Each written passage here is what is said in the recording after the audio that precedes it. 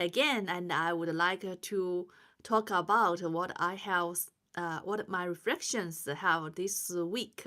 I don't remember whether I had a live stream last week. What happened last week?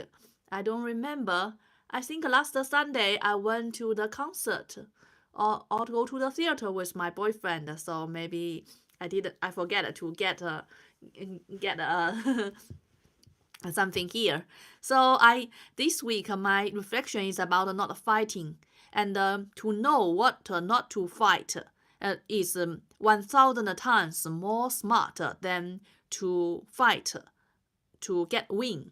I used to play chess a lot these days, and then I had and until 2 days, maybe 3 days ago, I had a blood come out of my eyes, and my and my one day I was going shopping with my boyfriend in Lidl, and my boyfriend said, "Oh, what happened to your eye? They are there." And then I take a picture with my cell phone and see there are a pack of blood in my eyes. Although and then I was so scared that is first happening in my life, so I quickly asked the ChatGPT with my photo, and both ChatGPT and Claude said that it is subconjunctival bleeding. It will get better soon within a week, and then I will get better soon. So it's not that serious. I don't need to go to the hospital or do anything. But that really scares me, and I think it is because I have been playing chess for several days, and then one day I went the first time of this year go to play tennis with my boyfriend, and maybe play tennis is a much stronger exercise than everything that I do. So there's some bleeding coming to my eyes. So that I think it's not playing chess. It's because of playing tennis. Suddenly, after being tiredness and the loss of sleep, so and then I feel very guilty about playing chess.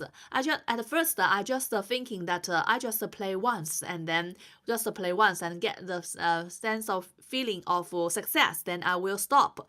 But then I would think, but I will always meet people who will beat me very easily, and then I realized that is not my strength.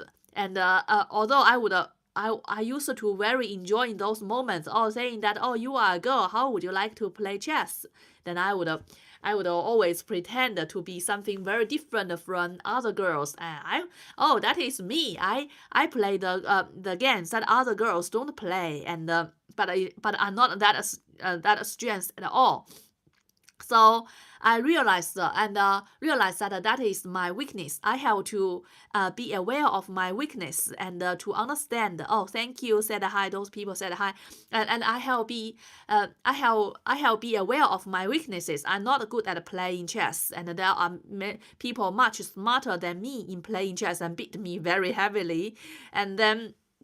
And I play chess only for instant satisfaction, like like my boyfriend said, play because if you find some trick that other people don't know, and then you will beat your component brutally and make them suffer very much, and then I feel better about myself. But that instant satisfaction is not that easy to get. Sometimes you would meet people much better than you, and most of the time you would meet people much better than you, and they would beat you very hard, very brutally. And also, even if you play some tricks that make other people suffer, but these people wouldn't make you get an instant satisfaction, because they would think for a long time, and if they feel very troubled, they will think for a long time, and then they make you do something that make you unexpectedly win you at last. So it is not a good method to get instant satisfaction, and also the to seek instant satisfaction is not a very good is not a very good purpose. I I think I have been so much headache and eye pain and migraine, and then when then I go to the concert with my boyfriend, and maybe 2 days ago, maybe it's on Sunday, and during the concert, the concert is Scottish Chamber Orchestra. They playing the music so creatively. They play the violin, very very different. It's not because the sound makes the sound is very very up. Stop and continuous. It's not so continuous, always stop. So if you listen to it very for a very short time, you don't think it's not so good. So it takes a lot of skill to play such music, and then I enjoyed it very much. So I think I can find more happiness in other things rather than seek instant satisfaction. And also there are so many other things that can make me happy, like go to hiking. When you will go to hiking and on the mountains, on the to see the valleys, to see the trees, to see the rivers, and the seas, and under the skies, these are so happy moment for me. Even just stay at home, look outside of the window, I can see so beautiful skies, and I also that makes me very satisfaction. So I don't need instant satisfaction, and I can do many things that takes more effort. Like I go to the concert, I have to take a bus about half an hour, and the concert gives me so much better fulfilling satisfaction than playing chess for 5 hours. And then so this is two things that I have conquered myself. One is try to learn my weaknesses. The other is to avoid instant satisfaction. And also this is very changing my personality a lot. I think in the past, I think maybe just before 2 days ago, I always wanted to win everything that I wanted to win, and to be correct, and to challenge to win. And even like in my PhD, and when the reviewers don't like me, and I would like to argue with them and to prove that I am right, they are wrong. But now, but after so many things, then I realized that I am not in that path anymore. I am in a new world now.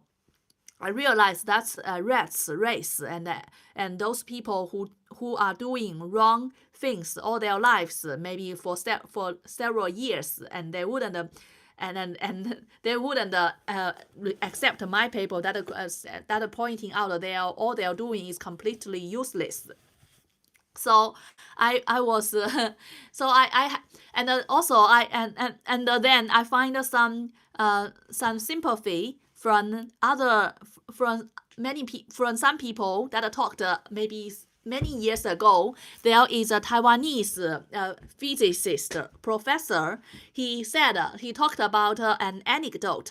He said at that time, maybe 30 years ago, there was no computer at that time, so the scientists use preprint in the book, but it's still not a book. It's just print it out and send it to this Taiwan professor, and that paper is written by a Nobel Prize winner. And at that time, there is a Chinese visiting scholar, and saw on his desk there that preprint. He said that, oh, this thing is written by this Nobel Prize winner. Wow, that's so precious. And and that's so precious. And then I can I read this preprint? This is so precious. I don't know how much chance to read these things. Can I Xerox it? Can I Xerox it? I think Xerox is a product, is a brand of the printing machine at that time. So can I Xerox it? I would like to bring home, and I would read it very seriously and in the future. And then that Taiwanese professor just said, just a joke that, oh yes, that's a Nobel Prize winner. You have to, yes, you can read his preprint, but you have to make sure that you have washed your hands before you touch it. and then after several minutes, the American young men come into his office. He's much younger than all of them. Then he saw the preprint on the professor's desk. He said he took it. Oh, this old man is still writing papers. He's still writing papers. He always made, there are a lot of mistakes in his works. And in this preprint must have a lot of mistakes as well. Let me see. And he quickly grabbed that paper, that preprint, and find, oh, there's something wrong here. So that Taiwanese guy just taking the difference, taking this anecdote and taking this anecdote to show the difference, cultural difference between American scientists and the Chinese scientists. And but to my point, this is very. This is about and also he want to say that the older Nobel Prize winners is not so good. Like he also talked about the Nobel Prize winner Einstein. Einstein when he was older, and he always wanted to get a new unionism, a unified theory for physics, but he rejected to accept the newest discoveries of weak connection, because he's too old to accept new ideas, and Einstein is not alone, and the quantum theory that the discoverer is presented by Maxwell. Maxwell is also very, very stubborn, and he get a Nobel Prize. He thinks very good of himself. And when the group theories come out, he would just have no interest in group theory. He would say that when my quantum theory comes much earlier than the group theory, when my quantum theory comes out, the group theory is nothing. So he have no interest in the group theory at all. So for these two top scientists in all history, shows that the Nobel Prize winner is not that good in many things. In the new things, they can't keep up with new things. They just know what they just focus, stick to their older discoveries. And also he talked about another Nobel Prize winner in America. He said that at that time, many Chinese mainland researchers go to American. They can choose PhD supervisors themselves, and all of them choose that the same Nobel Prize winner, and don't choose other professor. Don't choose other younger people as their supervisor. And turns out that these people never become famous at all, and do anything useful at all. And that Taiwanese professor said that you should stop to learn from that Nobel Prize winner, because he is too old now. He can't accept new things, can't have no ability to guide you into the new world. I just read these comments. I don't understand what they are talking about. He said that mobile is your weaknesses. I don't know what does that mean. What is mobile is my weaknesses? I can move at all. I can't. And the other one is talking about I understand. What understand? I understand what I'm talking about. That's where I'm very happy to hear that. But you left, and that is talking about this Chinese scientist when researchers when they go to America, they would seek a supervisor, prefer those highly recognized professors like Nobel Prize winners, but turns out these Nobel Prize winners are in their downfall, in their decline, and they don't have any ability to supervise you or give you any advice to make you get success for yourself.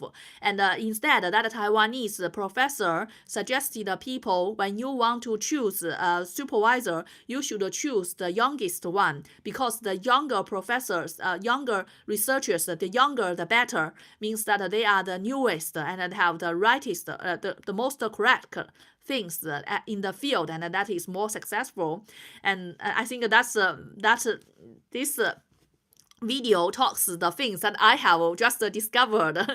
So I feel very happy about it. So I just thinking about my Chinese supervisor. He was always trying to get published in top conferences, and also in the LinkedIn, there is Stanford University saying that this year, not just one, but 8 graph transformer papers was published in NIPS. That also, wow. I think this Stanford University professor in doing research in graph transformer is also very, very stupid. Doing in the field completely wrong. But he is very happy about his publication, get accepted, publishes, and then he thinks that is success. So I was so many mistakes, and then I just feel very, very weak about myself because of this. These people in this field are completely wrong, and they are all seeking to those wrong purposes. And then, but if I don't get any support, then I cannot keep research, and then I have to find a job. Find a job in industry. I know that in industry that I do the job because I am too smart. Then I can't get any support from the bosses and get a low-paying job. Then I would just do a slave's job. So it seems the world is so big picture, and it's kind of I see the world is broken, but I don't have much ability to get my own way that can fully use my own talent. Okay, and there is a very long comment. Let me read the comment. Have you been to Taiwan? It's such a beautiful place and hoping to visit. Oh, I have never been to Taiwan. I wouldn't be interested in visit in, because Taiwanese is similar to Chinese in their traditional Chinese culture. And I see there are so many similarities between them. I think although Taiwan may be much more beautiful than China mainland, but compared to UK, I think Taiwan must be very ugly, ugly people and ugly place. So I wouldn't be interested in that. I really hate the Chinese culture. And so I was just talking about changing, just 2 new discoveries, discovering my weaknesses, not to fight. To always trying to win is not. It means that you have some problem in yourself. You have to understand. You have to step back to understand. Oh, this is not my field. I shouldn't choose this field. I shouldn't choose this fight at all.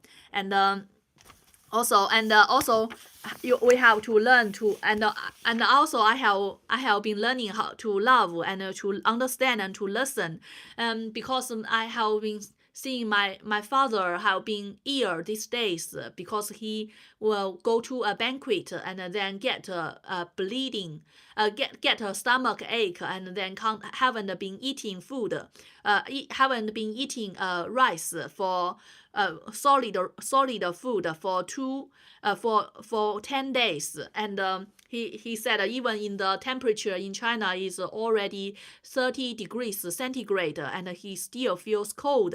And then I kind of feel sorry about him. So I told him that, so I talked a little bit about him, and he was quite quite weak at that time, and he is completely different opinion about my mom. I said my mom said that you are take you to the hospital and said you will be okay soon. And then and then my dad said how can you trust him? How can you trust her? She is wishing me to die. And then these things that I feel so sorry about my dad. I think my mom is not the typical gentle woman, but my mom is not a bad woman. And I know one, so I told him one truth, that my mom didn't make him drink. It's you go choose to drink so much in a banquet and make you so heavily sick, and every people have to take full responsibility of their own health. Like me and living with my boyfriend, and we have to take full responsibility of ourselves as well. Like if I play video games so much and make my eye bleeding, and my boyfriend can't control me at all, and because I like it, right? So and it can't control me at all. Like if my boyfriend drink alcohol so much, and he also need, I also can't be responsible for that if he get any illness from drinking too much, because although we love each other so much, but we can't be responsible for each other's health care. You have to control yourself. We are adults, we are not children. And my dad, I think he is expecting too much from my mom. So I think both of my parents have a lot of problems. So but I kind of learning to understand the love from my parents. My dad and my mom is completely different person. Like my mom, even if I don't like her so much, my mom would still, you don't have to say I love you, but my mom would still love me. But my dad is very different. He would like somebody to show direct love to him. So it is very different culture inside my original family, but it's so far away, but not so influenced at all. And then so let me talk about another subject. And these days I have been reading this book that changed my life. This book is The Inner Clock. Is talking about the circadian cycle in our bodies, that saying the light we receive in the morning will make us get asleep earlier in the morning. But I realized that there is something wrong. I want to read this book more, but there is something wrong in this book as well, that I don't want to, because it said that the light that you have to sleep in the complete darkness and complete silence. But I realized that I think it's I feel very happy to leave the windows curtains open before I sleep, like at 8 to 9 p.m. because just the light, just a little bit dark, but the light, the darkness gets more and more, will help me sleep better than complete darkness. If you live in complete darkness, then you would think, then if you go to the toilet at night, then you have to turn on the buttons and turn on the lamp, and then will break your sleep. But if you open your curtains, it didn't stop you to go to sleep at all, but you can still go to sleep very quickly, and when you wake up, you can use the natural light go to the toilet. So and I realize it's not that light will control you. It will make you to go to sleep. Even in a little bit light, you can still go, even just make sure that the light don't stimulate you, and then you can still go to sleep. No problem at all. It's the cycle that you have to sleep during this time, like before 9 or before 10. It's very easy to get to sleep. You just after dinner, and then have a little bit watch a little bit of movie, and have a little bit of chat, and take a shower, and then I feel tired, and then you go sleep on the bed, and then quickly fall asleep very quickly. I didn't realize that I have that ability. So I think it's that I have finally get the inner clock in my body to go to sleep now. So I feel very happy about it. And the second thing that There's another thing that I realized that happiness is the essential of my life now. And I think I have made a very big mistake in the past that make a job as my essential work, that every day, every minute that I was working.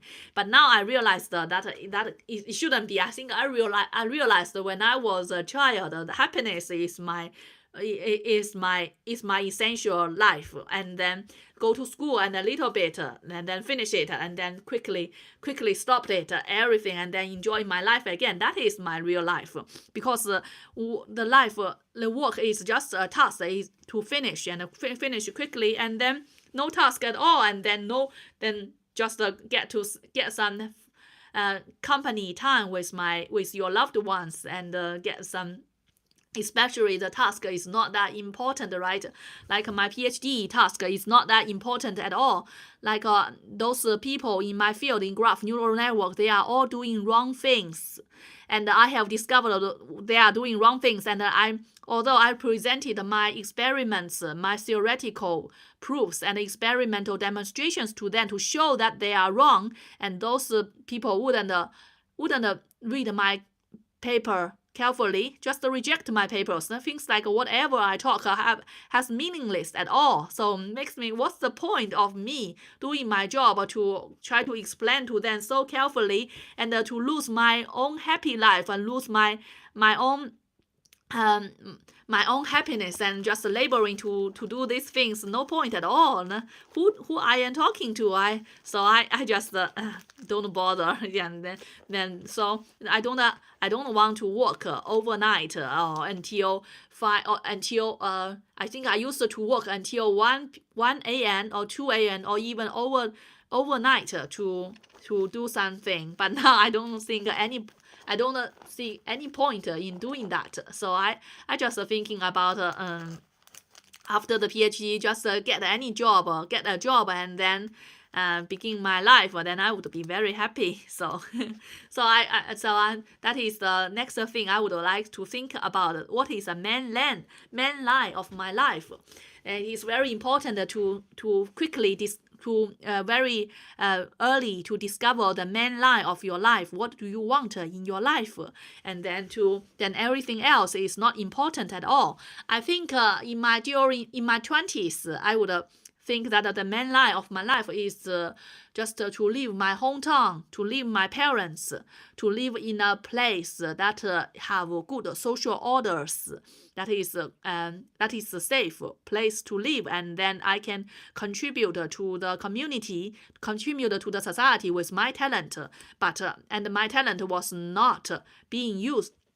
Was not just my talent is not used as a slave, but it's my name, it's my talent. That and then I get what I deserve, what I have worked for, and then that is what I want. So I think I already get it, right? I'm really happy for what I have now. So I think, is it already enough that I already get it?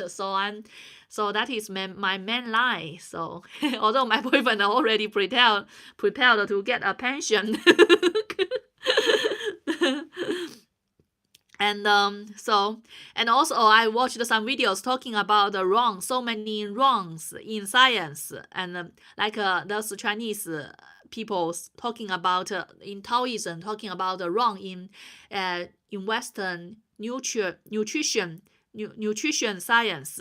They only talk about everything in a decomposed way. Everything you should, anything protein to eat, fat to eat, but they don't consider which part of your body to absorb them, to accept them, and how these things flow into your body.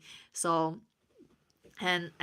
So many wrongs in science, and I also find so many wrongs in science. So, I bearing a so good hope to seek truth in science, and then I find so many things wrong in science, and then I completely lost them. Now at present, I really don't know what to do next. So it seems like you have to kind to a little bit getting out of take a rest and getting out of the inertia of your fate, get some fundamental changes. And because I have already dropped out of the old wrong things, I know that they are wrong, and then I have to get into the new place. So that is what happened to me at present.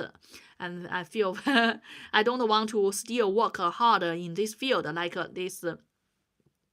Like I am not alone, like that Taiwanese professor talked about. I think this man is very smart. I think he is not alone. There must be a lot of other such smart people. And then, but now people around me, like my Chinese supervisor, is not so smart as they are. So he's like a majority of the scientists trying to get us a peer review acceptance. So I think I need to seek more changes in my life, and then I will quickly write up my PhD thesis, and then to get a new directions, new communities that are complying with my present mindset. That is my change of my life. And not harsh anymore. This is what I'm like to talking about. So thank you very much. Happy weekend. Bye bye.